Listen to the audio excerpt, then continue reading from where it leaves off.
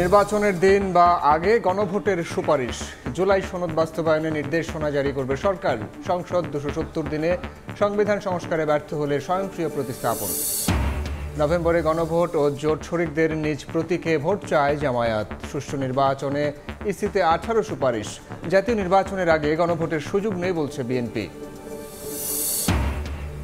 নির্বাচন বিতর্কিত করতে পারে এমন পর্যবেক্ষক আনতে চায় না সরকার, জানালেন পররাষ্ট্র উপদেষ্টা। বিগত 3 নির্বাচন নিয়ে দিল্লিকে প্রশ্ন না করায় সাংবাদিকদের ওপর ক্ষোভ। ফ্যাসিবাদ বিরোধী ঐক্য থাকলে আর ফিরতে পারবে না আওয়ামী লীগ, মন্তব্য হাসনাতের। সরকারি প্রতিষ্ঠান সংস্কারে জাতীয় বুর্জুয়া শ্রেণীর উত্থান চান তথ্য উপদেষ্টা।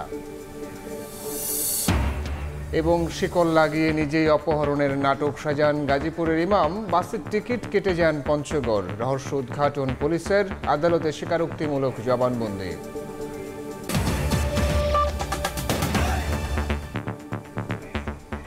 সময় সংবাদের সঙ্গে আছি আমি সাইফুল রুদ্র।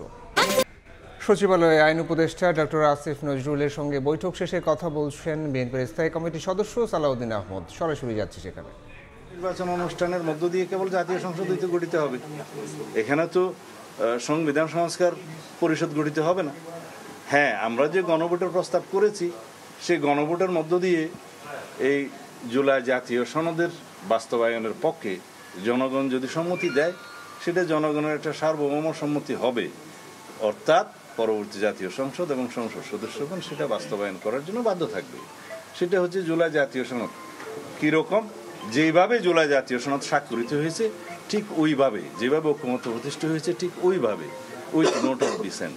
এখন যে সমস্ত প্রশ্নগুলো আমি দেখলাম, এখানে বলা হয়েছে আপার হাউসে অর্থাৎ উচ্চ কক্ষে নিম্ন কক্ষের প্রাপ্ত ভোটের আনুপাতিক হারে আসনের মধ্য দিয়ে উচ্চ কক্ষ গঠিত হবে। এইরকম তো কোনো সিদ্ধান্ত হয়নি। সিদ্ধান্ত হয়েছে উচ্চ কক্ষ গঠিত হবে 100 সদস্যের, এবং তারা কিভাবে কোন পদ্ধতিতে নির্বাচিত হবে সেটার ব্যাপারে তো ঐক্যমত্য হয়নি। কেউ ভোটের অনুপাতে চেয়েছে, আমরা চেয়েছি নিম্নকক্ষের আসনের অনুপাতে। এখানে বলা আছে যেভাবে নোট অফ ডিসেন্ট দেয়া হয়েছে সেই নোট অফ ডিসেন্টগুলো নির্বাচনী ইশতেহারে উল্লেখপূর্বক যদি আমরা ম্যান্ডেট প্রাপ্ত হই, যে রাজনৈতিক দলসমূহ ম্যান্ডেট প্রাপ্ত হয়, তারা সেইভাবে সেটা বাস্তবায়ন করবে। তারপরে এখানে পিআরের ভিত্তিতে তারা প্রস্তাব সরাসরি করে ফেললেন এবং এখানে কোনো নোট অফ ডিসেন্টের উল্লেখ নাই। আর এখানে নাকি গণভোটের সেই প্রশ্নটা উত্থাপিত হবে যে ভোটের অনুপাতে, ভোটের প্রাপ্ত ভোটের সংখ্যা অনুপাতে পিআর অনুষ্ঠিত, এই জাতীয় উচ্চকক্ষ গঠিত হবে কি হবে না জনগণ মতামত দেবে। সেই বিষয়টা তো ঐক্যমত্য হয়নি, নোট অফ ডিসেন্ট আছে। আর দ্বিতীয় কথা হলো তাদের এখতিয়ারের বিষয়ে বলা আছে যে অর্থ বিল এবং আস্থা বিল বাদে, আস্থা ভোট বাদে সব বিষয়ে উচ্চকক্ষে উত্থাপন করা হবে। এইখানেও কর্মপরিধি, কার্যপরিধি সংক্রান্ত নোট অফ ডিসেন্ট আছে যে উচ্চকক্ষ যেহেতু নির্বাচিত নয় সরাসরি, সেই ক্ষেত্রে সংবিধান সংশোধনী সহ অন্যান্য বিষয়গুলো তারা বিবেচনা করতে পারেন না। জনগণের সরাসরি নির্বাচিত প্রতিনিধি ছাড়া সংবিধান সংশোধনের এখতিয়ার কারো নেই। তো এই বিষয়গুলো আলোচিত হওয়ার পরেও, নোট অফ ডিসেন্ট থাকার পরেও তারা সরাসরি সংযুক্তিতে, এই আদেশের সংযুক্তিতে তারা রেখেছেন। এগুলো কোনোভাবে বিবেচনা করা যায় না। আরও এখানে আশ্চর্য হওয়ার বিষয় হচ্ছে যে তারা একটা টাইম লিমিট নির্ধারণ করে দিয়েছেন যে 270 দিন পঞ্জিকা দিন, মানে ক্যালেন্ডার ডেসের মধ্যে এই সমস্ত সংস্কার প্রস্তাবগুলো গৃহীত না হলে অটোমেটিক সেটা সংবিধানে সংযুক্ত হবে। এটা একটা হাস্যস্কর ব্যাপার। সংবিধানের কোনো বিষয় সংশোধিত হওয়ার পরে এটা একটা আইন, সেই আইনটা পার্লামেন্টে যথাযথভাবে পাস হওয়ার পরে যখন স্পিকার সই করে রাষ্ট্রপতির কাছে দিবেন, রাষ্ট্রপতি সই হওয়ার পরে সেটা তখন আইন হিসেবে পরিণত হবে। সেটা সংবিধান সংশোধন হোক বা অন্য আইন হোক, অটোমেটিক এটা পরীক্ষায় ওঠো পাশের মতো কোনো বিষয় তো সংবিধানে থাকতে পারে না। এগুলো কিভাবে সুপারিশে আসলো আমি জানি না। তাছাড়া এই তাদের সংযুক্তির গুলোর মধ্যে একটা কলামে আমি দেখলাম যে যে সমস্ত আর্টিকেলগুলো সংশোধিত হলে গণভোটের ব্যবস্থা আছে, সেই গণভোটের ব্যবস্থার মধ্যে সেটা পরবর্তীতে সংশোধন হওয়ার পরে গণভোট হইতে হবে। রাইটলি আটার্ড, ওখানে আমরা কয়েকটা প্রস্তাব দিয়েছিলাম, সেগুলো সংযুক্ত হয়েছে।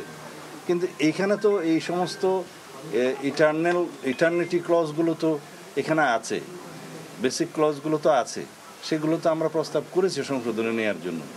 তারপরে আর কোনো গণভোট লাগবে না, আরেকটা জায়গায় প্রস্তাব করছি যে পরবর্তী কোনো পদক্ষেপ লাগবে না, অথচ একটা ক্লজে বলছে লাগবে, আরেকটা সুপারিশের মধ্যে বলছে লাগবে না। এগুলো তারা কেন খেয়াল করেন আমি জানি না। সংবিধান তো রাষ্ট্রের সর্বোচ্চ আইন, এই আইনগুলো সংশোধনের ক্ষেত্রে এবং সুপারিশের ক্ষেত্রে সর্বোচ্চ সতর্কতা অবলম্বন করা উচিত। আরও অনেক বিষয় আছে, এখানে কয়েকশো পৃষ্ঠার সংযুক্তি আছে, এগুলো দেখে আমরা খুব শিগগির কালকে অথবা তার পরের দিন আমরা বিস্তারিত প্রেসের সাথে কথা বলবো। আশা করি বাস্তবায়ন আদেশ তৈরি করার ক্ষেত্রে আপনাদের সাথে কোনো আলোচনা হয়েছে কিনা? আলোচনা তো 4-5 দিন হয়েছে, কিন্তু যাহা আলোচনা করিলাম তাহা এখানে নাই।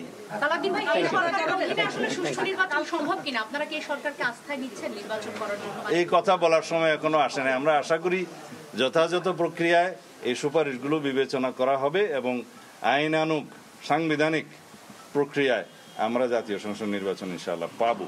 আমরা এটা আশা করি। এই অন্তর্বর্তীকালীন সরকারের অধীনেই আগামী নির্বাচন হবে, সেটাও আশা করি। সুপারিশ যা দেওয়ার দিয়েছে, আমার মনে হয় জাতীয় ঐক্যমত্য কমিশন নিষ্কৃতি পাওয়ার জন্যই কিছু সুপারিশ দিয়ে তারা কার্যক্রম সমাপ্ত করতে চেয়েছে।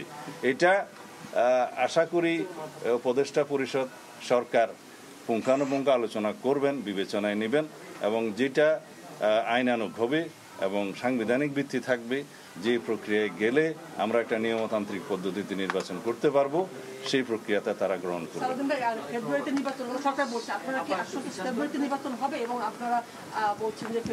ফেব্রুয়ারিতে নির্বাচন হবে না এরকম কেউ বলেছে নাকি?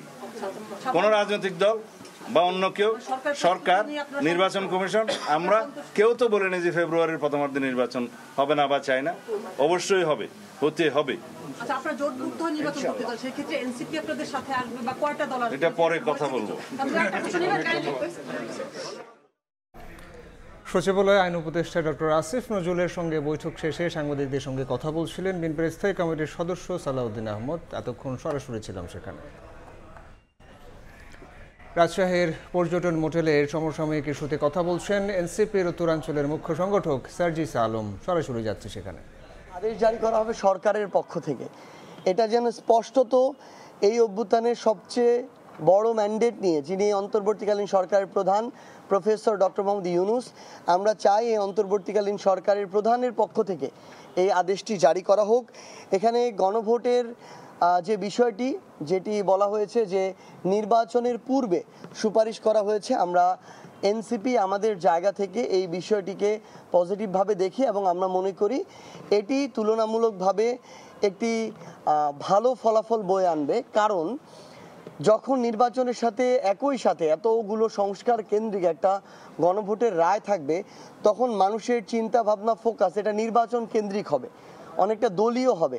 কিন্তু যখন এটা আলাদাভাবে পূর্বে হবে, তখন মানুষ এই গণভোট যে দিচ্ছে, কি কারণে গণভোট দিচ্ছে, এর দাবিগুলো কি, এই বিষয়গুলো নিয়ে সাধারণ মানুষের ভিতরে আলোচনা হবে, পর্যালোচনা হবে এবং মানুষের ফোকাস এই গণভোট যে কারণে হচ্ছে, যে সংস্কারগুলো দাবিগুলো ওই কেন্দ্রিক হবে।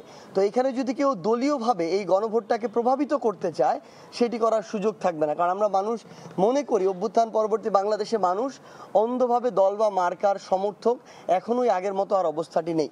সেজন্য আমরা নির্বাচনের পূর্বে এই গণভোটের যে সিদ্ধান্ত, এটিকে আমরা আমাদের জায়গা থেকে ভালো একটি অগ্রগতি হিসেবে দেখি। পাশাপাশি একটি গুরুত্বপূর্ণ সিদ্ধান্ত এসেছে নোট অফ ডিসেন্টের বিষয়। আমরা এখন পর্যন্ত আমাদের প্রাথমিক অ্যানালাইসিসে যতটুকু দেখেছি, এখানে নোট অফ ডিসেন্টের কোনো কার্যকারিতা থাকবে না। এটা একটা দলের একটা অবস্থান ছিল, এটুকুই। কিন্তু যদি গণভোটে জুলাই সনদের বাস্তবায়নের দিকে জনগণের রায় আসে, তাহলে কোনো নোট অফ ডিসেন্টের কার্যকারিতা থাকবে না। আমরা এটিকে অত্যন্ত ভালো একটি অগ্রগতি হিসেবে দেখি এবং এনসিপির যে একটি গুরুত্বপূর্ণ দাবি ছিল, সেই দাবির একটা সফল অবস্থান হিসেবে আমরা এটিকে দেখি। এখানে পিআর পদ্ধতির যে বিষয়টি, যেটি হচ্ছে উচ্চকক্ষ, যদি সংস্কার বাস্তবায়ন এই দিকে অগ্রসর হয়, তাহলে 45 দিনের মধ্যে পিআর পদ্ধতিতে উচ্চকক্ষের যে বাস্তবতা বা উচ্চকক্ষর সুপারিশ করা হয়েছে, আমরা এনসিপি আমাদের জায়গা থেকে এটিকেও আমরা ঐক্যমত্য কমিশনের সমর্থন করেছিলাম, এখনও সমর্থন করি। কারণ উচ্চকক্ষে পিআর যদি হয় তাহলে আলটিমেটলি এই উচ্চকক্ষের একটা লাভ আছে, যেই লাভ জনগণ বা দেশ যেই সুফলটা ভোগ করতে পারে। কিন্তু উচ্চকক্ষেও যদি নিম্নকক্ষের আসনের ভিত্তিতে উচ্চকক্ষে আসন বন্টন করা হয় তাহলে তো উচ্চকক্ষের আলাদা করে কোনো প্রয়োজন নেই, কারণ সেখানে তো ঘুরে ফিরে ওই একই মতামত যাবে, একই প্রতিনিধিত্ব যাবে। সো আমরা মনে করি যে উচ্চকক্ষে এই যে পিআর পদ্ধতিতে সংস্কার কমিশন থেকে, ঐক্যমত্য কমিশন থেকে যে সুপারিশ করা হয়েছে, আমরা এটিকেও একটি ভালো অগ্রগতি হিসেবে দেখি। ওভারঅল আমাদের জায়গা থেকে এনসিপির পক্ষ থেকে আমরা যেটি বলবো যে আজকে ঐক্যমত্য কমিশনের পক্ষ থেকে যে চূড়ান্ত খসড়াটি অন্তর্বর্তীকালীন সরকারের মাননীয় প্রধান উপদেষ্টার কাছে হস্তান্তর করা হয়েছে, আমরা এটিকে জুলাই সনদ বাস্তবায়নের একটি ভালো অগ্রগতি হিসেবে দেখি। এবং আমরা এনসিপি আমাদের জায়গা থেকে মনে করি যে ভাষাগত কিছু অস্পষ্টতা এখনো আছে, ওই ভাষাগত স্পষ্টতাগুলো যদি অন্তর্বর্তীকালীন সরকার এবং ঐক্যমত্য কমিশনের পক্ষ থেকে স্পষ্ট করা হয় তাহলে আমরা খুব শীঘ্রই এনসিপি আমাদের দলের মধ্যে আলোচনার ভিত্তিতে আমরা সিদ্ধান্ত জানাবো যে আমরা কবে কিভাবে জুলাই সনদে স্বাক্ষর করতে পারি।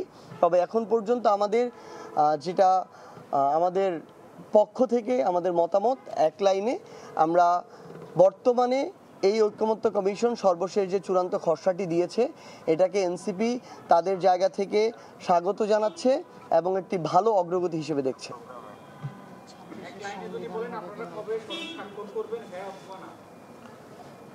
না, ব্যাপারটা এরকম না। আমরা যেটা বলেছি যে জুলাই সনদে যে সর্বশেষ খসড়াটি, এটা আমরা পুরোটা পড়ে যেটা দেখেছি বেশ কিছু বিষয় আমাদের নিজেদের বুঝতে ভাষাগত অস্পষ্টতা আছে। আমরা এই বিষয়গুলো তাদের কাছে থেকে ক্লিয়ার হওয়ার চেষ্টা করব এবং যদি আমরা এখন পর্যন্ত যে সন্তোষজনক অবস্থান সেটা যদি ওই ভাষাগত অবস্থানে আমরা পাই তাহলে আমরা খুব দ্রুত সিদ্ধান্ত নিয়ে 2-3 দিনের মধ্যে আমরা জানাবো যে কবে আমরা এটা স্বাক্ষরের দিকে যেতে পারি। এনসিপি নেতা সার্জিস আলমের বক্তব্যের বাকি অংশ দেখতে ভিজিট করুন সময় টিভির ফেসবুক পেজে। জুলাই সনদ বাস্তবায়নে সংবিধানে সংশ্লিষ্ট 48টি বিষয়ে নির্বাচনের দিন অথবা আগে গণভোট করার সুপারিশ করেছে জাতীয় ঐকমত্য কমিশন। দুপুরে প্রধান উপদেষ্টার কাছে সুপারিশমালা হস্তান্তরের পর ব্রিফিংয়ে কমিশনের সহ সভাপতি আলী রিয়াজ জানান, আগামী সংসদ নিয়মিত কাজের পাশাপাশি প্রথম 270 দিন সংবিধান সংস্কার পরিষদ হিসেবেও কাজ করবে। এই সময়ের মধ্যে গণভোটে পাশ হওয়া বিষয়গুলো সংবিধানে অন্তর্ভুক্ত করবে সংসদ। এতে ব্যর্থ হলে সংবিধানে স্বয়ংক্রিয়ভাবে যুক্ত হবে প্রস্তাবগুলো। নানা চড়াই উতরাইয়ের পর অবশেষে চূড়ান্ত হয়েছে জুলাই জাতীয় সনদ বাস্তবায়নের রূপরেখা। সোমবার দুপুরে যমুনায় প্রধান উপদেষ্টা ডক্টর মোহাম্মদ ইউনূসের কাছে সুপারিশ তুলে দেন জাতীয় ঐকমত্য কমিশনের সহসভাপতি অধ্যাপক আলী রিয়াজ। এ সময় গণতান্ত্রিক রূপান্তরে করেন ডক্টর মোহাম্মদ ইউনূস। গণ আকাঙ্ক্ষা বাস্তবায়নে জুলাই অভ্যুত্থানের প্রেক্ষাপট তুলে ধরে বলেন, এই সনদের মাধ্যমে অতীত থেকে মুক্তি পাবে বাংলার মানুষ। এটা ঐতিহাসিক পরিবর্তন। এটার আজকে যেটা আমাদের হাতে দেবে কমিশন, সেটা তাদের বাস্তবায়নের প্রক্রিয়াটা যদি আমরা সঠিকভাবে পালন করতে পারি, কাজ এগিয়ে নিয়ে যেতে পারি, তাহলে বাংলাদেশ অতীত থেকে মুক্ত হয়ে যাবে। পরে ফরেন সার্ভিস একাডেমিতে সংবাদ সম্মেলনে কমিশনের সহসভাপতি জানান, জুলাই সনদ বাস্তবায়নে সংবিধান সংশ্লিষ্ট 48টি বিষয়ে আদেশ জারির সুপারিশ করা হয়েছে। এই আদেশের অধীনে হবে গণভোট, যা জাতীয় নির্বাচনের দিন অথবা আগে হবে। তবে গণভোটে উল্লেখ থাকবে না নোট অব ডিসেন্ট। সরকারের এই আদেশে অধীনে সরকার একটি গণভোটের আয়োজন করবেন। এই গণভোটের জনগণের কাছে আমরা সুপারিশ করেছি সরকার যেন একটি প্রশ্ন উত্থাপন করেন, সেটি হচ্ছে এই যে আদেশ এবং আদেশের তফসিলে অন্তর্ভুক্ত 48টি সংবিধান সংশ্লিষ্ট বিষয়ে সেগুলো বাস্তবায়নের ব্যাপারে জনগণের সম্মতি আছে কিনা। আগামী সংসদকে দ্বৈত ভূমিকা দেওয়ার সুপারিশ করে আলী রিয়াজ জানান, আগামী সংসদ প্রথম 270 দিনে ব্যর্থ হলে সংবিধানে স্বয়ংক্রিয়ভাবে প্রতিস্থাপিত হবে প্রস্তাবগুলো। 270 দিনের মধ্যে প্রয়োজনীয় সংশোধন, সংযোজন, পরিবর্তনের জন্য আমরা কনস্টিটিউয়েন্ট পাওয়ার হিসেবে জনগণের গাঠনিক ক্ষমতা যেন ব্যবহৃত হয়, সেজন্য এই পরিষদের প্রস্তাব করেছি। আমরা আশা করি যে এই প্রক্রিয়ার মধ্য দিয়ে তা অর্জন করা যাবে। তবে নোট অফ ডিসেন্টের বিষয়গুলো রাজনৈতিক দলগুলো তাদের নির্বাচনী ইশতেহারে উল্লেখ করে পরবর্তীতে নিজেদের মতো করে বাস্তবায়ন করতে পারবে বলে মত দিয়েছে ঐক্যমত্য কমিশন। নাজমুস সালেহী, সময় সংবাদ, ঢাকা। জোট করলেও শরিকদের নিজ প্রতীকে ভোটের বিধান বহাল রাখার দাবি জানিয়েছে জামায়াত। ইসির সঙ্গে বৈঠকে জাতীয় নির্বাচনের আগে নভেম্বরের মধ্যে গণভোট করার আহ্বান জানায় দলটি। ইসলামী ব্যাংক সহ সমমনা প্রতিষ্ঠানগুলোর কর্মকর্তাদের নির্বাচনে দায়িত্ব পালন নিয়ে বিএনপির আপত্তি রাজনৈতিক শিষ্টাচার বহির্ভূত বলে অভিযোগ করেন সেক্রেটারি জেনারেল মিয়া গোলাম পরোয়ার। এ সময় সুষ্ঠু ভোট করতে দলের সর্বোচ্চ সহযোগিতার আশ্বাস দেন তিনি। মঙ্গলবার 18 দফা দাবি নিয়ে নির্বাচন কমিশনে আসে জামায়াতের 7 সদস্যের প্রতিনিধি দল। বৈঠক করে সিএসসি সহ 4 কমিশনারের সঙ্গে। 2 ঘন্টার বৈঠক শেষে দলটির সেক্রেটারি জেনারেল জানান, নভেম্বরে গণভোট এবং জোট করলেও শরিকদের নিজ প্রতীকে ভোটের বিধান বহাল রাখার দাবি জানায় জামায়াত। গণভোটকে জাতীয় নির্বাচনের আগে করতে হবে এবং সেটা আগামী নভেম্বরেই এই নির্বাচনটা সম্পন্ন করতে হবে। জুলাই জাতীয় সনদে যে সমস্ত বিদ্যমান রাষ্ট্র কাঠামোকে পরিবর্তন করে যে সংস্কারগুলোর ব্যাপারে আমরা ঐক্যমত হয়েছি, জাতিকে তো সেটা জানতে হবে, জানার পরেই না তারা হা না ভোট দেবে। তো সেটা যদি একই দিনে ভোট হয় তো ভোটাররা তো জানতে পারলো না। একটা কমিশনের সিদ্ধান্ত, উপদেষ্টা পরিষদের সিদ্ধান্ত সংশোধন হয়ে গেছে, তারপরে কি একজন উপদেষ্টা একটা দলের নেতার সাথে জেন্টেলম্যান এগ্রিমেন্ট করতে পারে সেটা সংশোধনের ব্যাপারে? আমরা এটার উপর ঘোর আপত্তি দিয়েছি যে এটা কোনো ক্রমে সংশোধন করা যাবে না। জামায়াতে ইসলামের সঙ্গে ইসলামী ব্যাংক সহ সমমনা প্রতিষ্ঠানের কোনো সম্পর্ক নেই দাবি করে মিয়া গোলাম পরোয়ার অভিযোগ করেন, কর্মকর্তাদের নির্বাচনের দায়িত্ব পালন নিয়ে বিএনপির আপত্তি রাজনৈতিক শিষ্টাচার বহির্ভূত। জামায়াত ইসলামী যে প্রতিষ্ঠানগুলোর কথা ওনারা বলেছেন, এর কোনো একটার মালিকানার সাথে জামায়াত ইসলামীর কোনো সম্পর্ক নাই। যারা বিএনপির বড় বড় নেতারা ব্যাংক চালান, প্রতিষ্ঠান চালান, হাসপাতাল চালান, একটা তালিকা আমরাও দিতে পারতাম, কিন্তু আমরা রাজনৈতিক শিষ্টাচারের কারণে আমরা এই কাউন্টারটাকে খুব ভালো মনে করি। সুষ্ঠু ভোট করতে দলের সর্বোচ্চ সহযোগিতার আশ্বাস দিয়ে নির্বাচনের লেভেল প্লেইং ফিল্ড নিশ্চিতের দাবি জানান তিনি। আমরা তো সংশোধনটাই মেনে নিয়েছি। কাউসার চৌধুরী কুমু, সময় সংবাদ, ঢাকা। আলাদা ব্যালটে জাতীয় নির্বাচন ও গণভোট একই দিনে হতে হবে, সাফ জানালেন বিএনপির স্থায়ী কমিটির সদস্য আমির খুরশু মাহমুদ চৌধুরী। বললেন, জাতীয় নির্বাচনের আগে গণভোট আয়োজনের কোনো সুযোগ নেই, বিএনপির অবস্থান পরিবর্তন হবে না। বিকেলে গুলশানে বিএনপি চেয়ারপারসনের কার্যালয়ে ব্রিটিশ হাইকমিশনার সারা কুকের সৌজন্যে সাক্ষাৎ শেষে গণমাধ্যমকে তিনি কথা জানান। নতুন করে গণভোট ও নির্বাচন প্রসঙ্গটি সামনে আনার কোনো সুযোগ নেই উল্লেখ করে আমির খুরশু বলেন, অন্তর্বর্তী সরকার বাংলাদেশে ভোট করবে না, ভোট করবে রাজনৈতিক দলগুলো, আর তাই ঐকমত্যের ভিত্তিতে সমাধান হতে হবে। আমির খুরশু বলেন, বিএনপির অনেক সুপারিশ ঐকমত্য কমিশনে আসেনি, তবুও তারা সই করেছেন, তাই ঐকমত্যের বাইরে কোনো সিদ্ধান্ত দেওয়ার সুযোগ নেই বলেও জানান বিএনপির এই নেতা।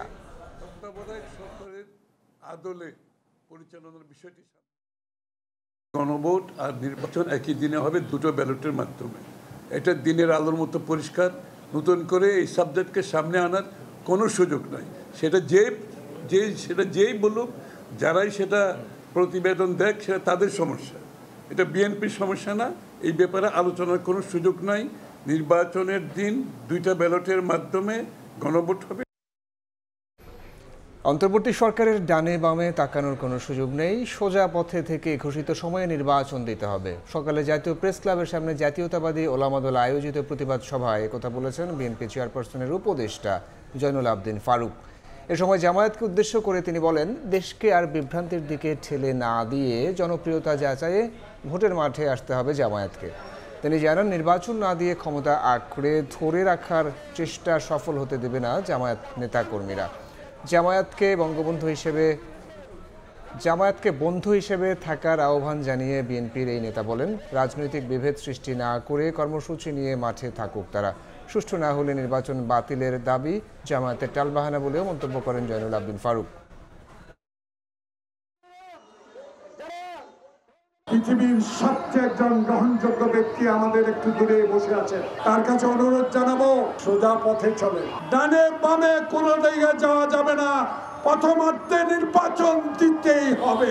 আপনারা কতিপয় লোক যদি আপনাদের পক্ষে নেবার জন্য ইসলাম ধর্মকে বিকৃত করেন, তাহলে দেশের মানুষ সেটা কোনোদিনও গ্রহণ করবে। আমার 2001 সালের বন্ধুরা, দেশকে আর বিভ্রান্ত দিকে নেবেন না।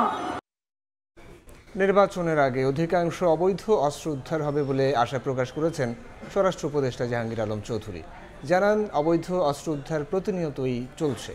সকালে আনসার ও গ্রাম প্রতিরক্ষা ট্রাস্টের ট্রান্সপোর্ট সার্ভিসের উদ্বোধন অনুষ্ঠান শেষে স্বরাষ্ট্র উপদেষ্টা আরও বলেন, নির্বাচনের সময় সবচেয়ে বেশি মোতায়েন থাকবেন আনসার সদস্যরা। প্রতিটি কেন্দ্রে থাকবেন 13 জন সদস্য। এছাড়া এবারই প্রথম প্রিজাইডিং অফিসারের নিরাপত্তায় একজন আনসার সদস্য নিয়োজিত থাকবেন। নির্বাচন সুষ্ঠু করতে আনসার ব্যাটালিয়ন গুরুত্বপূর্ণ ভূমিকা পালন করবে বলে আশা করেন স্বরাষ্ট্র উপদেষ্টা। অস্ত্র সবসময় কিছু বাইরে থাকে এবং এই বাহিনীগুলি ডেইলি কিন্তু উদ্ধার করতেছে। গত পরশু দেখছেন যে 8টা হাতিয়ার উদ্ধার হয়েছে। এরকম উদ্ধার হতেই থাকবে এবং ইলেকশন যতই ঘনে আসবে উদ্ধার আরও বাড়তে থাকবে এবং একসময় দেখবেন যে বাইরের কোনো হাতিয়ার নেই। নির্বাচন বিতর্কিত করতে পারে এমন পর্যবেক্ষক আনতে চায় না সরকার। দুপুরে পররাষ্ট্র মন্ত্রণালয়ের সংবাদ সম্মেলনে এমনটাই জানান উপদেষ্টা তৌহিদ হোসেন।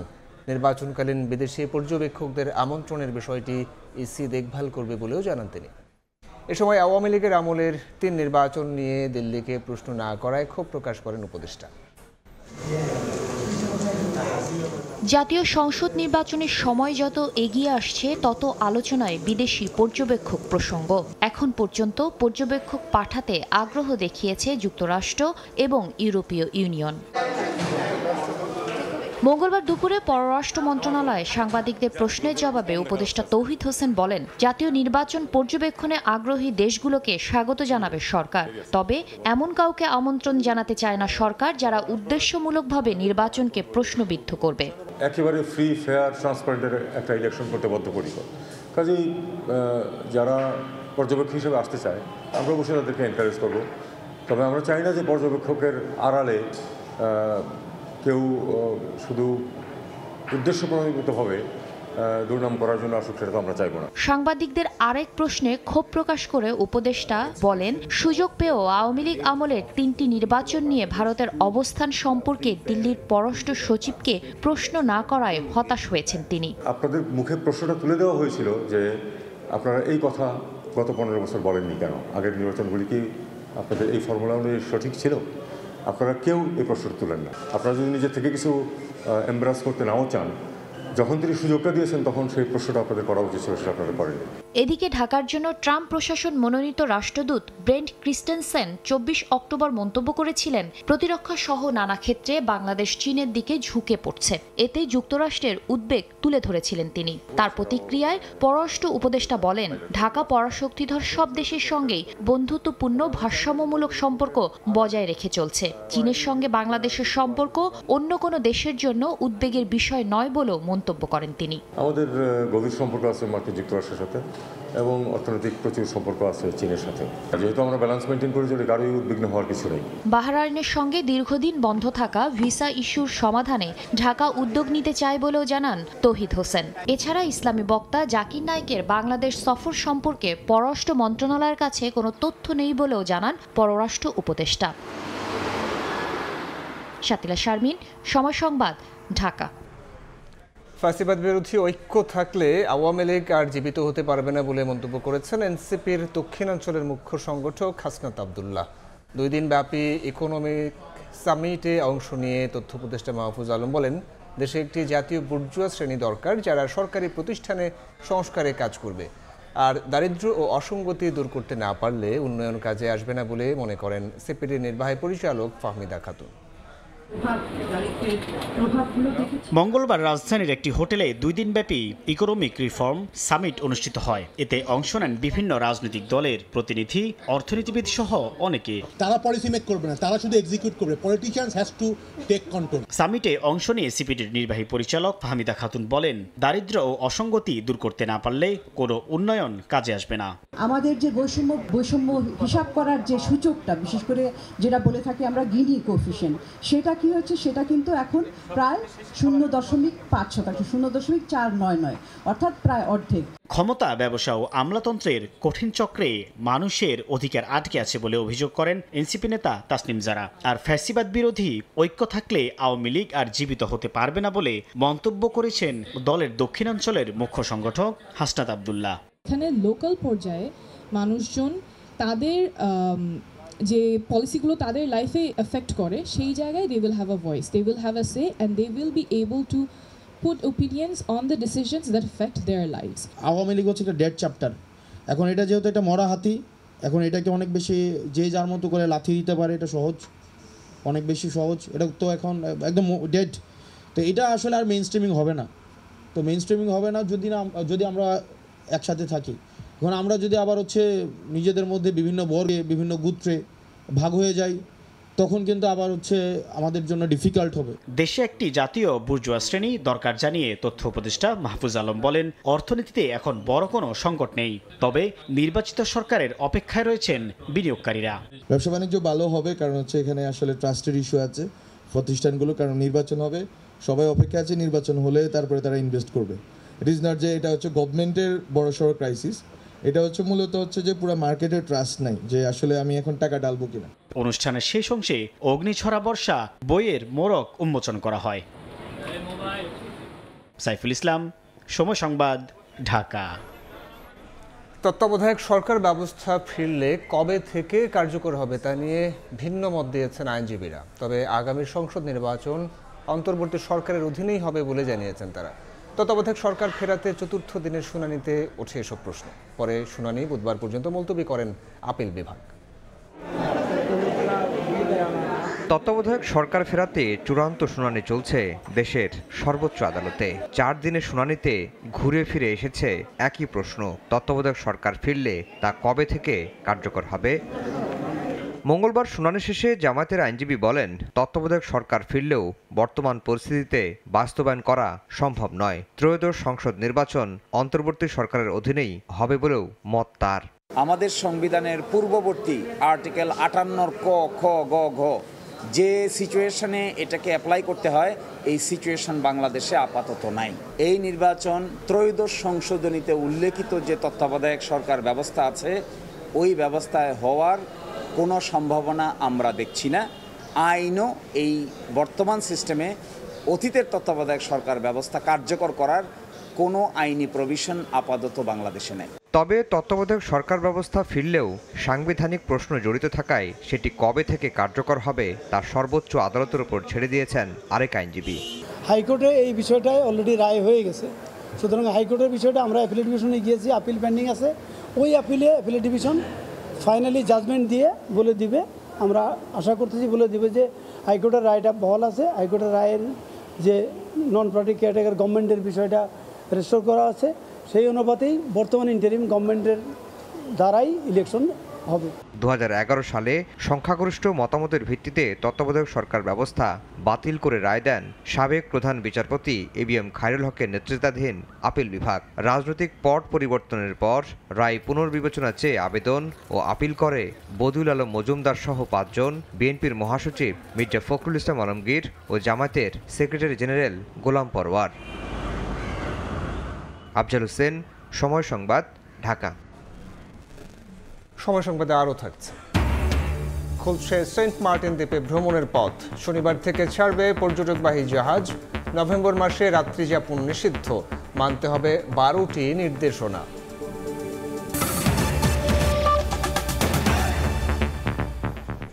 সিটি মেয়রের ব্যানার সরানোকে ঘিরে সংঘর্ষে চট্টগ্রামে যুবদলের দুপক্ষের গোলাগুলিতে এক ছাত্রদল কর্মী নিহত হয়েছেন। তবে সিটি মেয়রের দাবি, হামলাকারীরা আওয়ামী লীগ ও যুবলীগের সঙ্গে জড়িত। এদিকে নড়াইলে প্রতিপক্ষের হামলায় স্বেচ্ছাসেবক দলের নেতার মৃত্যু হয়েছে।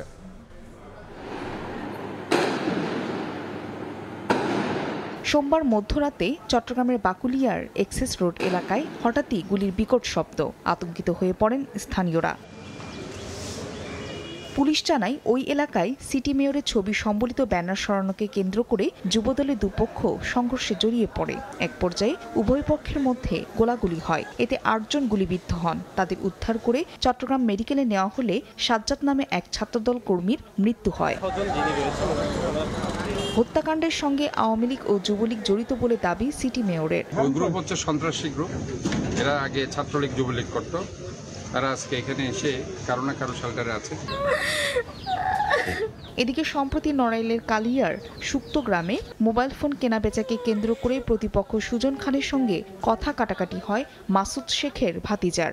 এরই জেরে সোমবার রাতে বাড়ি ফেরার পথে মাসুদকে একা পেয়ে দেশীয় অস্ত্র ও হাতুড়ি দিয়ে পিটিয়ে গুরুতর আহত করে প্রতিপক্ষরা। তাকে উদ্ধার করে খুলনা মেডিকেলে পাঠানো হয়। সেখানে চিকিৎসাধীন অবস্থায় মঙ্গলবার সকালে তার মৃত্যু হয়। নিহত মাসুদ হাজলা ইউনিয়ন স্বেচ্ছাসেবক দলের সদস্য সচিব ছিলেন। সুজনের একটা ফোন বিক্রি করবে, ফোনটা দরদাম নিয়ে ওর সাথে আমার ঝামেলা হয়। বড় কাকা যখন বাড়ি ফেরার পথে আসতেছিল তখন বড় কাকুরা 5-7 জন মিলে মানে পিটাই নির্মমভাবে। আমরা এর বিচার চাই, সঠিক বিচার চাই। আশা করি যে আমরা খুব দ্রুততম সময়ের মধ্যে এই ঘটনায় যারা জড়িত তাদেরকে গ্রেপ্তার সহ ঘটনার মূল রহস্য আমরা উদ্ঘাটন করতে পারব। এছাড়া নাটোরের গুরুদাসপুরের নাজিরপুর ব্রিজের নিচে নন্দকুজা নদী থেকে অজ্ঞাত পরিচয়ের একটি মরদেহ উদ্ধার করেছে পুলিশ। ফাহরিয়া ফারজানা, সময় সংবাদ। গাজীপুরের টঙ্গী থেকে খতিব ও পেশ ইমাম মহিবুল্লাহ মিয়াজিকে অপহরণের ঘটনা মিথ্যা। তিনি অপহরণ হননি, গা ঢাকা দেন নিজেই। সকালে গাজীপুর মেট্রোপলিটন পুলিশ কার্যালয়ের সংবাদ সম্মেলনে এ তথ্য জানিয়েছে পুলিশ। 23 অক্টোবর সকাল 7টা পঞ্চগড় থেকে শিকল বাঁধা অবস্থায় উদ্ধার হন গাজীপুরের টঙ্গী থেকে নিখোঁজ ইমাম মুফতি মহিবুল্লাহ মাদানী। তাকে অপহরণে ইসকনের জড়িত থাকার অভিযোগ ওঠে। এর জেরে দেশের বিভিন্ন জায়গায় শুরু হয় বিক্ষোভ। ঘটনার কয়েকদিন না পেরোতেই রহস্য মোড় নেয় ভিন্ন দিকে। পুলিশ জানায় মুফতি মহিবুল্লাহ নিজেই গা ঢাকা দিয়েছিলেন। সোমবার আটকের পর জিজ্ঞাসাবাদের এক পর্যায়ে ঘটনার সবকিছুই খুলে বলেন তিনি। নিজে মানসিকভাবে অসুস্থ বলেও দাবি করেন। অনেক রাত্রে পঞ্চগড় নামছে, এক পর্যায়ে আমি একটা শিকল পরনে পাইলাম, পায়ে শিকল দিয়া তারপরে আমার এই যে কেন করতেছি এইটার কোনো চিন্তা ভাবনা কিছুই আমার নাই, খালি যা মাথায় আসতেছে তা করতেছে। এ নিয়ে মঙ্গলবার আনুষ্ঠানিক সংবাদ সম্মেলনে গাজীপুর মেট্রোপলিটন পুলিশ জানায় শ্যামলী পরিবহনের বাসের টিকিট কেটে পঞ্চগড় যান মুফতি মহিবুল্লাহ। প্রযুক্তির মাধ্যমে আমরা বলতে চেয়েছি যে আপনি যে বলছেন এজাহারে যে বক্তব্য যে আপনাকে নিয়ে গিয়েছে সেটার সত্যতা আমরা পাচ্ছি না। এই মোটামুটি এখন পর্যন্ত তদন্ত, কিন্তু স্টিল আমরা মনে করি জিনিসটা অবসকিউর। এখানে কারো ইন্ধন আছে কি নাই এটা আমাদের কাছে স্পষ্ট না। ঘটনাটিকে ভিন্ন খাতে প্রবাহিত করার পেছনে কারা জড়িত সেটিও খতিয়ে দেখা হচ্ছে বলে জানায় পুলিশ। পরিবারের সদস্যরাও ছিলেন। মেহেদী হাসান, সময় সংবাদ, গাজীপুর। অল্প দিনের মধ্যে দেশের অন্যতম মেগা প্রকল্প মেট্রো রেলের পিলারের বিয়ারিং প্যাড খুলে পড়ায় উদ্বেগ ছড়িয়েছে জনমনে। প্রশ্ন উঠছে এই প্রকল্পে ব্যবহৃত বিভিন্ন সরঞ্জামের মান নিয়ে। কর্তৃপক্ষ বলছে গাফিলতি ছিল আগের কর্তৃপক্ষের, দায়হীন কাজ করেছেন তারা। এদিকে বিশেষজ্ঞরা বলছেন দক্ষ ও পেশাদার জনবলের মাধ্যমে তদারকি বৃদ্ধির কথা। স্বপন আহমেদ জানাচ্ছেন বিস্তারিত।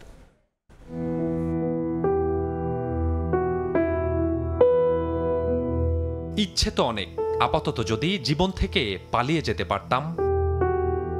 মৃত্যুর কয়েক ঘন্টা আগে নিজের ফেসবুক প্রোফাইলে পোস্টটি করেন আবুল কালাম আজাদ। রোববার সকালে ব্যক্তিগত কাজে নারায়ণগঞ্জ থেকে ঢাকায় আসেন তিনি। ফার্মগেটে মেট্রো রেলের 433 নম্বর পিলারের নিচে এলে একটি বিয়ারিং প্যাড তার উপর পড়ে। ঘটনাস্থলেই মৃত্যু হয় তার। দেশের অন্যতম এই আধুনিক প্রকল্পের পিলার থেকে একটি বিয়ারিং প্যাড খুলে তরতাজা একজন যুবকের প্রাণহানি জনমনে আতঙ্কের সৃষ্টি করছে। একই সাথে প্রশ্ন উঠতে শুরু করেছে এই প্রকল্পে ব্যবহার করা বিভিন্ন উপাদানের মান নিয়েও। ভবিষ্যতে এ ধরনের দুর্ঘটনা এড়াতে কি পদক্ষেপ নিতে যাচ্ছে মেট্রো রেল কর্তৃপক্ষ, পাশাপাশি কি বা বলছেন বিশেষজ্ঞরা? নির্মাণের শুরু থেকেই প্রশ্ন ওঠে মেট্রো রেলের বিয়ারিং প্যাড নিয়ে। 2024 সালের 18 সেপ্টেম্বর প্রথমবার খুলে পড়ে একটি, তবে সেদিন হতাহত ছিল না। বছর না পেরোতেই আবারও বিয়ারিং প্যাড খুলে পড়লে প্রাণহানি হয় যুবকের। ঘটনার পর থেকেই প্রশ্ন উঠেছে মেট্রো রেলে ব্যবহার করা নির্মাণ সামগ্রী ও নির্মাণ কাজ নিয়ে। তবে প্রকল্পের বর্তমান পরিচালক দায় চাপান আগের কর্তৃপক্ষের গায়ে। অভিযোগ করেন পর্যাপ্ত ট্রায়াল ছাড়াই মেট্রো রেল চলাচলের অনুমতি দিয়েছিল তৎকালীন সরকার। যারা বুঝে নেওয়ার কথা তারা হয়তো ফুললি কমপ্লাই করে নাই। ইন্টারন্যাশনাল নর্ম অনুযায়ী 6 থেকে 9 মাস লাগে এই ট্রায়াল রান চালাইতে। 6 থেকে 9 মাস? 6 মাস পৃথিবীর প্রায় সবগুলি দেশেই। সেটা তো আমরা করি না। আমরা তো 2 মাস করছি, 3 মাস করছি। রোববারের ঘটনায় তদন্ত কমিটি গঠন করেছে মেট্রো রেল কর্তৃপক্ষ। প্রতিবেদন হাতে এলেই কাজ শুরু করবেন বলে জানান প্রকল্পের বর্তমান ব্যবস্থাপনা পরিচালক। বিয়ারিং প্যাড যে খারাপ এটা প্রুফ হয়ে গেল। বিয়ারিং প্যাড কিন্তু খারাপ না, যেটা ড্যামেজেস চেঞ্জ করবই, এটি ন্যাচারাল। আর যেগুলি হয় নাই ওইগুলি ব্যাপারে 2-3টা লেভেলের সার্ভে হয়েছে, সবগুলি ফিজিক্যালি দেখেছি এবং চেক করা হয়েছে যেটার কোনো ডেভিয়েশন আছে কিনা ইঞ্জিনিয়ারিং ডিজাইন থেকে, বা কতটুকু মুভমেন্ট হয়েছে। মুভমেন্ট দু এক জায়গায় হয়েছে, but it is within the tolerance. এদিকে দেশের অন্যতম এই মেগা প্রকল্পের নির্মাণ কাজে সর্বোচ্চ মান বজায় রাখা হয়নি বলেও মনে করেন বিশেষজ্ঞরা। দুর্ঘটনা অংশের নির্মাণ ত্রুটি আছে কিনা তা নিয়েও প্রশ্ন তুলেছেন তারা। ক্যাপাসিটি যাদের আছে তাদেরকে দিয়ে যদি অডিট করি, মূল কারণটা যদি বের করতে পারি, এটা ডিজাইনে ঘাটতি থাকুক, নির্মাণে ঘাটতি থাকুক, সব কিছুই বের হয়ে আসবে। এবং এটাকে টেকসই ব্যবহার করার জন্য সরকারকে আরেকটা রিফর্ম করতে হবে, কারণ মেইনটেনেন্স এখন ঘন ঘন করতে হবে। আমরা একটা শ্বেতহস্তি পেয়ে গেছি। দুর্ঘটনা এড়াতে কাঠামোগত সংস্কার ও রক্ষণাবেক্ষণের জন্য টেকনিক্যাল ও পেশাদারদের দ্বারা তদারকি বৃদ্ধির তাগিদ দেনও তিনি। স্বপন আহমেদ, সময় সংবাদ, ঢাকা। অ্যাম্বুলেন্সকে জরুরি সেবার স্বীকৃতি দিয়ে অবিলম্বে বাণিজ্যিক ব্যবহারের সুযোগ দেওয়ার দাবিতে মানববন্ধন কর্মসূচি পালন করেছে মালিক কল্যাণ সমিতি। সকালে জাতীয় প্রেস ক্লাবের সামনে এই কর্মসূচি পালন করেন তারা। এ সময় অ্যাম্বুলেন্সকে বাণিজ্যিক রেজিস্ট্রেশন না দেওয়া পর্যন্ত সড়কে ট্রাফিক আইন মামলার কার্যক্রম স্থগিত রাখার দাবি তোলেন মালিকরা।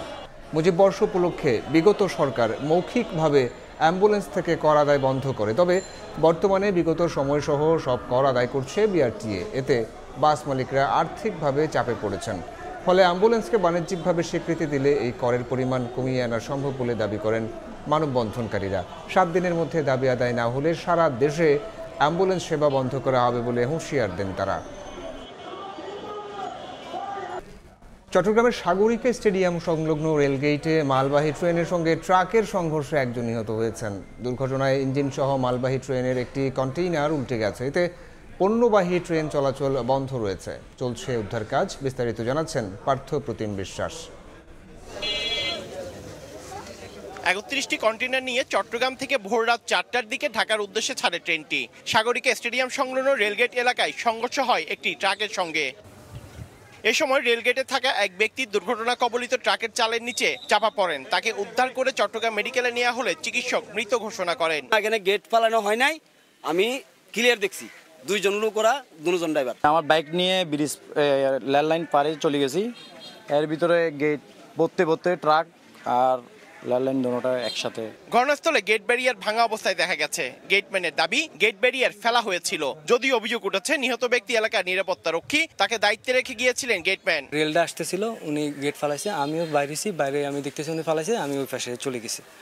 যাওয়ার পরে দেখতেছি যে হঠাৎ করে একটা গাড়ি খুবই স্পিড আসতেছে, চালর গাড়ি আসার পরে এটা কন্ট্রোল আমরা আমি তো ওই পাশে, এই পাশ থেকে তো আমি এটা করতে পারতেছি না, যেহেতু আমার ইঞ্জিন ঢুকে গেছে অলরেডি। এটা এসে আমার গাড়িটাকে করছে। রেলওয়ের কর্মকর্তারা বলছেন ট্রাকের চালক সিগন্যাল না মানার কারণে ঘটেছে এই দুর্ঘটনা, তবে কারো গাফিলতি আছে কিনা তা তদন্ত হচ্ছে। ট্রাক ড্রাইভার যে উনি সিগন্যালটা ফলো করেনি, কিন্তু রেল লাইনের কাছাকাছি যখন আসে এমনিতেই তার তো আসলে স্লো করা উচিত। আর দেখতে পাচ্ছেন যে গেট ব্যারিয়ারটা ভেঙে ফেলেছে। এটা হচ্ছে আপাত দৃষ্টিতে মূল কারণ, প্রত্যক্ষদর্শীরা আছে বলতেছেন। তারপরে পুরোপুরি তদন্তের পরে এটা আমরা একদম চূড়ান্তভাবে রিপোর্টে এটা উল্লেখ করব। এ ঘটনায় 4 সদস্যের তদন্ত কমিটি গঠন করেছে রেলওয়ে। পার্থ প্রতিম বিশ্বাস, সময় সংবাদ, চট্টগ্রাম। সময় সংবাদে আরও থাকছে। ঘন্টায় 282 কিলোমিটার বেগে জামাইকার দিকে ধেয়ে যাচ্ছে হারিকেন মেলিসা। ক্যারিবীয় দ্বীপপুঞ্জের 7 জনের প্রাণহানি। ভারতীয় উপকূলে আজই আঘাত হানবে ঘূর্ণিঝড় মন্থা।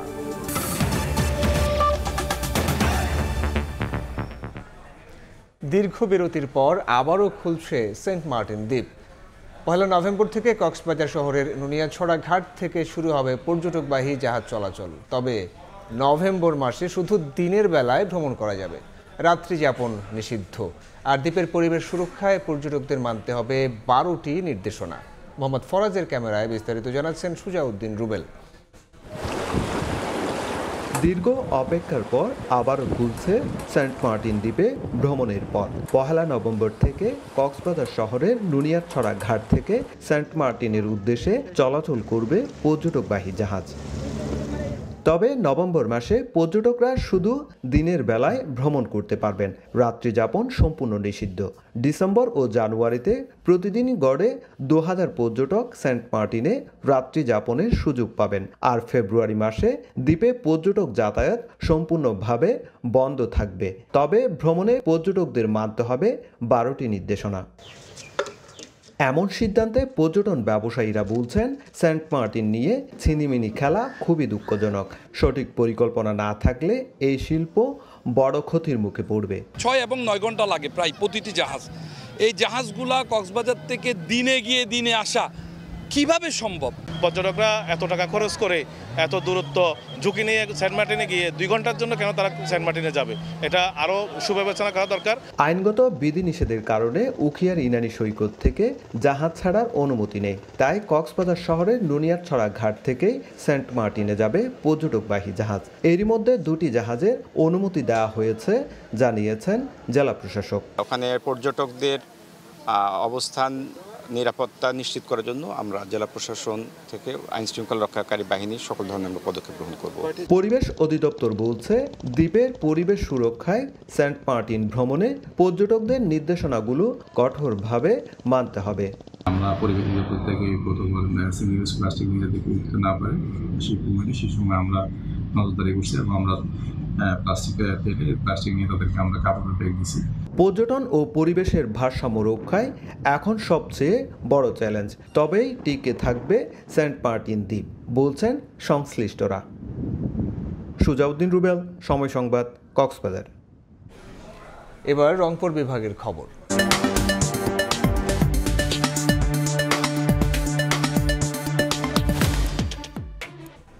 ভাঙা গড়ার অন্তহীন খেলায় ক্লান্ত হয়ে পড়েছেন তিস্তাপাড়ের মানুষ। অন্তর্বর্তী সরকারের তিস্তা মহাপরিকল্পনা বাস্তবায়নের ঘোষণা আসার প্রদীপ হয়ে দেখা দিয়েছে। অধিকার কর্মীরা বলছেন, অন্তর্বর্তী সরকারের সময়ে কাজ শুরু করা হলে আবারও আশা নিরাশার দোলাচলে পড়তে পারে প্রকল্প। বিস্তারিত জানাতে রংপুরে আছেন সহকর্মী নাজমুল ইসলাম নিশাত। তার সঙ্গে আলোচনায় যুক্ত হবেন তিস্তা বাঁচাও নদী বাঁচাও সংগ্রাম পরিষদের সভাপতি নজরুল ইসলাম হক্কানি। সরাসরি যাচ্ছে সেখানে। দীর্ঘ সময় পরিচর্যার অভাবে তিস্তা পাড়ের বাসিন্দারা তিস্তার ভাঙন প্লাবনে একদিকে যেমন সর্বশান্ত হচ্ছেন, অন্যদিকে আসলে প্রতি বছর প্রায় 1 লাখ কোটি টাকারও বেশি ক্ষতি হচ্ছে বিভিন্ন ফসলি জমি ধ্বংসের ফলে। সম্প্রতি অন্তর্বর্তী সরকার ঘোষণা দিয়েছে তিস্তা মহাপরিকল্পনা বাস্তবায়ন করা হবে। 26 সালের জানুয়ারিতে আনুষ্ঠানিক উদ্বোধনের কাজও শুরু করা হবে। তো এর ফলে তিস্তা অববাহিকাকে এক ধরনের উচ্ছ্বাস আমরা লক্ষ্য করছি। আজকে আমরা এইসব বিষয় নিয়ে আলোচনা করব। আসলে এর অগ্রগতি কতটুকুই বা সম্ভব, এ বিষয়ে আমাদের সাথে আলোচনা করতে উপস্থিত রয়েছেন তিস্তা বাঁচাও নদী বাঁচাও সংগ্রাম পরিষদের সভাপতি অধ্যক্ষ নজরুল ইসলাম হক্কানি। আমরা একটু সরাসরি আলোচনায় যেতে চাই। সম্প্রতি আমরা দেখছি যে চীনের কাছে এই প্রকল্পের জন্য ঋণ চাওয়া হয়েছে, এটি আসলে কতটুকু সম্ভব হবে? মাঠের আন্দোলন এবং অন্তর্বর্তীকালীন সরকার সদিচ্ছার কারণে এই প্রোগ্রামের ফিল্ড লেভেলের সমীক্ষা শেষ করে নবায়িত সমীক্ষা, এবং পানি সম্পদ মন্ত্রী বলেছেন যে এটা চীনের কাছে অর্থ সাহায্যের জন্য পাঠানো হয়েছে। আমরা খোঁজ নিয়ে জানতে পারছি চীনা গভর্নমেন্ট এই প্রকল্পটা লাভজনক হবে কিনা তার জন্য থার্ড পার্টি কনসালটেন্ট নিয়োগ করেছেন। তারা সমীক্ষা করছেন, কিছু করেছেন, এবং আমাদের জানা মতে এটি কমপ্লিট হলেই চীনা সরকারের সঙ্গে বাংলাদেশ সরকারের একটি ঋণ চুক্তি স্বাক্ষরিত হবে, এবং এই ঋণ চুক্তি স্বাক্ষরিত হলেই সরকার তখন এটাকে টেন্ডার কল করতে পারবে, এবং যে দরপত্রের মধ্যে যারা এই কাজ পাবে তারা কাজ শুরু করতে পারবে। এই জায়গাটি যে রাষ্ট্রীয় প্রক্রিয়া সম্পন্ন হলে, বাংলাদেশের সরকারের রাষ্ট্র প্রক্রিয়া সম্পন্ন হয়েছে ঋণ প্রাপ্তির ক্ষেত্রে যে 6,700 কোটি টাকা ঋণ চীন দিবে, সেই জায়গায় এই প্রক্রিয়াটা আছে। এই জায়গায় দাঁড়িয়ে আমরা তো আগে থেকে বলেছি এই প্রকল্প। আরেকটা বিষয় জানতে চাই, ধরেন কোনো কারণে চীনের বিনিয়োগ আসলো না কিংবা ঋণ আসলো না, সেক্ষেত্রে কি আমাদের দেশীয় ব্যবস্থাপনায় দেশীয় অর্থায়নে এটি সম্ভব কিনা? হ্যাঁ, আমাদের এই প্রকল্পে আমাদের দেশীয় ব্যবস্থাপনার কথা বলা আছে প্রায় 2,500 কোটি টাকা। আমরা মনে করি 5 বছর মেয়াদী প্রোগ্রাম, এই টাকাটা নিজস্ব অর্থায়নে করা যেতে পারে। সেটা হচ্ছে তিস্তা বন্ডের কথা বলছি, সঞ্চয়পত্রের মতো। এটা যদি ইউরোপে দেখেন এবং চীনেও দেখেন, অভ্যন্তরীণ পুঁজি সংগ্রহের জন্য তারা ট্রেজারি বন্ড এবং বন্ড ব্যবস্থার মধ্যে তারা পুঁজি সংগ্রহ করে। আমরা বলছি এটা যদি সরকার করে তাহলে ঋণের জন্য অন্য কারো দেশের সঙ্গে আমাদের মুখাপেক্ষি হতে হবে না, এবং এইটা আমরা দাবি করেছি যে তিস্তা পাড়ের মানুষ প্রস্তুত আছে তিস্তা সঞ্চয়ের পথ ঋণ ছাড়লে, আর আমরা তো পিছিয়ে পড়া, আর বাজেটে একটা অতিরিক্ত বরাদ্দ করলেই আমরা এই সংকট থেকে সমাধান হতে পারি। এবং এই ক্ষেত্রে আমাদের কথা হচ্ছে যে এখানে দুইটা দিক আছে, কারিগরি দিক, একটা অর্থনৈতিক দিক। কারিগরি সাহায্য যারা আজকে বিজ্ঞানে, প্রকৌশল বিজ্ঞানে উন্নত, তারা এই কাজ করবে। এই আরেকটা বিষয় একটু জানবো ছোট করে, সেটি হলো যে আপনারা কেন বলছেন যে অন্তর্বর্তী সরকারের সময় আসলে এই আনুষ্ঠানিক উদ্বোধন শুরু করা দরকার? আমরা বলছি এই কারণে এটা তো সবকিছু চলে গেছে, রেডি হয়ে গেছে। এখানে সরকার বলছে আমরা আন্তরিক, সরকার কাজ করতেছে, পাশাপাশি এই অঞ্চলে যে দলগুলো আছে, বিএনপি বলেন, জামাত বলেন, এনসিপি বলেন, তারা সবার শীর্ষ নেতারা লাখো লাখো মানুষের সমাবেশে বলছেন আমরা করব। তাই আমরা বলতেছি যে অন্তর্বর্তী সরকার এইটা পানি উন্নয়ন বোর্ড উদ্বোধন করবে, পরবর্তী যারা নির্বাচিত সরকার আসবে তারা ধারাবাহিকতা রক্ষা করবে। আপনারা বলছেন যে এই সরকারের সময়ে এটি উদ্বোধন হবে এবং এর ধারাবাহিকতা রক্ষা করবে নির্বাচিত সরকার। আমরা আলোচনা করছিলাম যে তিস্তা মহাপরিকল্পনা বাস্তবায়ন করা গেলে এই অঞ্চলের আর্থসামাজিক প্রেক্ষাপটে কেমন পরিবর্তন আসবে। তো সবকিছু মিলে এই ছিল আজকে আলোচনার বিষয়বস্তু। তিস্তা নিয়ে আলোচনায় রংপুর থেকে যুক্ত হয়েছিলেন সহকর্মী নাজমুল ইসলাম নিশাত এবং তার সঙ্গে আলোচনায় যুক্ত ছিলেন তিস্তা বাঁচাও নদী বাঁচাও সংগ্রাম পরিষদের সভাপতি নজরুল ইসলাম হক্কানি। এতক্ষণ সরাসরি ছিলাম সেখানে। কৃষকের মাঝে 350 ইউনিট ট্রাক্টর হস্তান্তর করেছে এসিআই মোটরস লিমিটেড। এর মাধ্যমে একক অনুষ্ঠানে সর্বোচ্চ সংখ্যক ট্রাক্টর হস্তান্তরের গিনেস ওয়ার্ল্ড রেকর্ড হয়েছে বলে জানিয়েছে প্রতিষ্ঠানটি। সোমবার দিনাজপুরের গড়ে শহীদ কেন্দ্রীয় ঈদগাহ ময়দানে দিনব্যাপী কৃষকের মাঝে সোলানিকা ব্র্যান্ডের ট্রাক্টর হস্তান্তর করে এসিআই মোটরস লিমিটেড। এতে প্রধান অতিথি ছিলেন ইন্টারন্যাশনাল ট্রাক্টরস লিমিটেডের ডিরেক্টর ও প্রধান নির্বাহী গৌরব সাক্সেনা। আরও ছিলেন এসিআই মোটরস লিমিটেডের deputy managing director Subrata Ranjan Das সহ জেলা প্রশাসক রফিকুল ইসলাম। এসিআই মোটরস জানায় সোনালিকার সঙ্গে 18 বছরের যাত্রা দেশের কৃষি যান্ত্রিকীকরণে উল্লেখযোগ্য ভূমিকা রেখেছে। কৃষির উন্নয়ন এবং কৃষকদের মাঝে উদ্দীপনা সৃষ্টি প্রতিষ্ঠানটির মূল উদ্দেশ্য।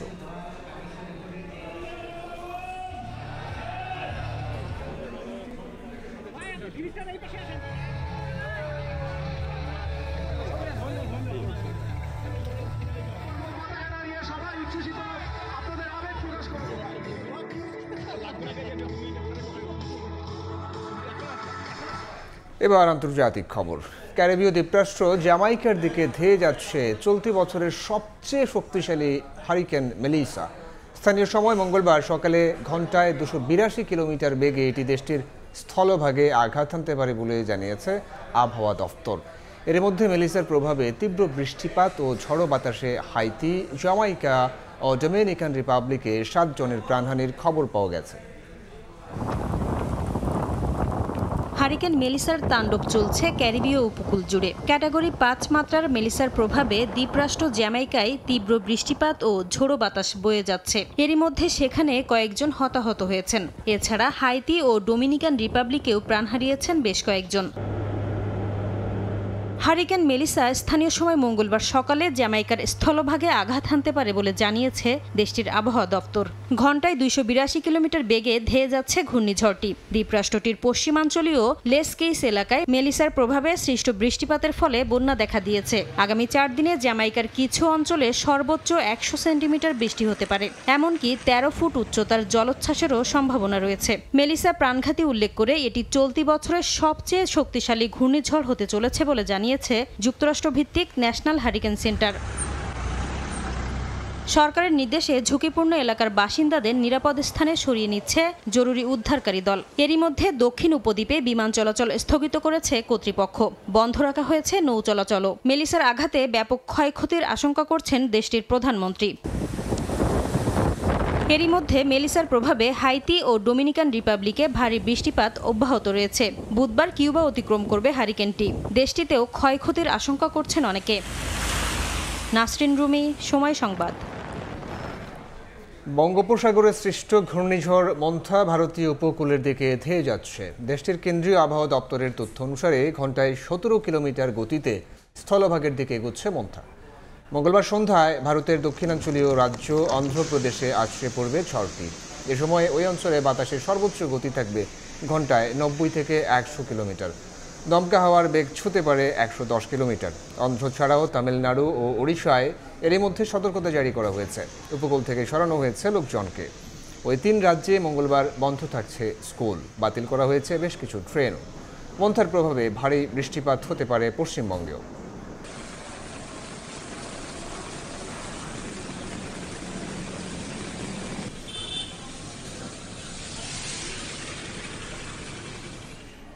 আজ শেষ হচ্ছে 12তম বিপিএল-এর ফ্র্যাঞ্চাইজি চেয়ে আবেদনের সময়। জানা গেছে বেশ কয়েকটি প্রতিষ্ঠান ফ্র্যাঞ্চাইজি চেয়ে এরই মধ্যে বোর্ডের কাছে আবেদন করেছে। তবে এই মৌসুমে থাকছে না বর্তমান চ্যাম্পিয়ন ফরচুন বরিশাল।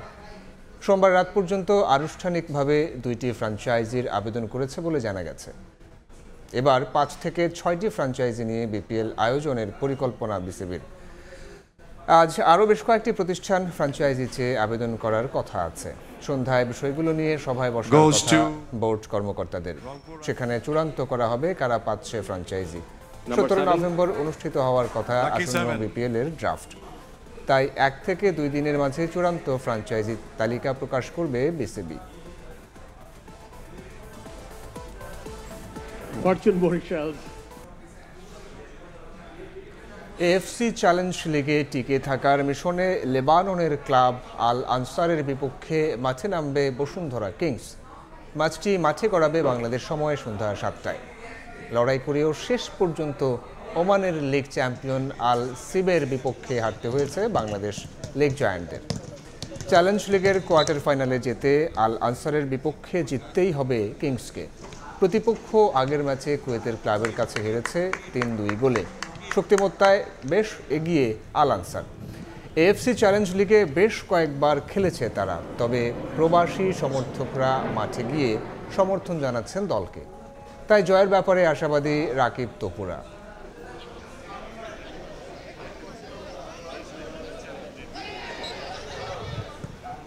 এ পর্যায়ে শীর্ষ সংবাদগুলো জানিয়ে দিচ্ছি আরেকবার। নির্বাচনের দিন বা আগে গণভোটের সুপারিশ। জুলাই সনদ বাস্তবায়নে নির্দেশনা জারি করবে সরকার।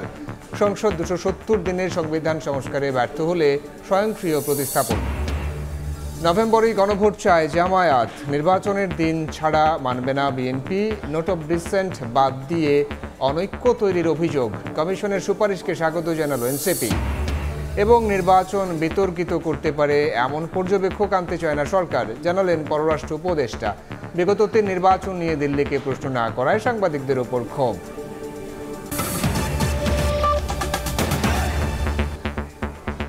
এই ছিল বিকেল 5টার সময় সংবাদে। বাংলার সময় নিয়ে সঙ্গে থাকবেন। আপনাকে ধন্যবাদ। বাংলার সময় নিয়ে আসছি কিছুক্ষণ পর, সঙ্গে থাকুন সময়।